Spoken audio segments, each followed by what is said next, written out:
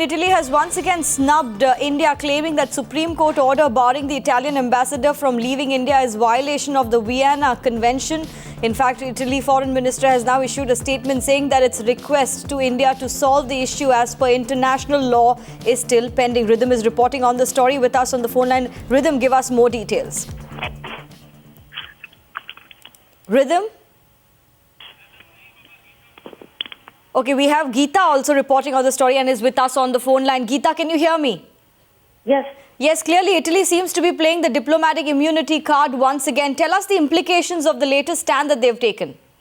Well, clearly the statement that comes out after the Supreme Court hearing says, and Italy maintains that that by stopping and asking the ambassador not to leave the country, that India is violating Vienna Convention on Diplomatic Relations, which encodes universally recognized principles, is what Italy says, which means that even as Supreme Court is ordering and asking the Italian government to maintain and to ensure that the ambassador does not leave the country, and the fact that they have breached the honor and commitment that he had signed, the affidavit that he signed, the Italian government not respecting those orders and going ahead and saying that it's the Supreme Court of this country that is clearly violating the Vienna Convention.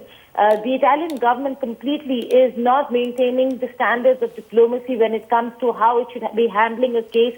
Firstly, by not honoring its commitment, and secondly, now by clearly maintaining that India is in violation of Vienna Convention by not allowing or at least asking the ambassador not to leave the country. Secondly, they're also again maintaining this after the Supreme Court hearing that they are looking at this entire issue of the Italian Marines through the international arbitration, and that they will not be looking at bilaterally resolving this, at least the Italian Marines issue, that it would be referred to an arbitration or judicial mechanism which would be handled internationally. Also, they're maintaining that it is the United Nations Convention on the Laws of the Seas that would be invoked when it comes to the Italian Marines issue. So clearly what the Italian government is doing over here, while at the end of the entire statement, they come out and say that they respect and want to resolve things bilaterally. They're not in any mood to respect the apex court of the country, and India should be taking